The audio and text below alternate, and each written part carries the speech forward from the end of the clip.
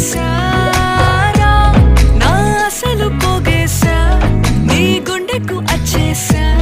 నీ రాకకు రంగం సిద్ధం చేశా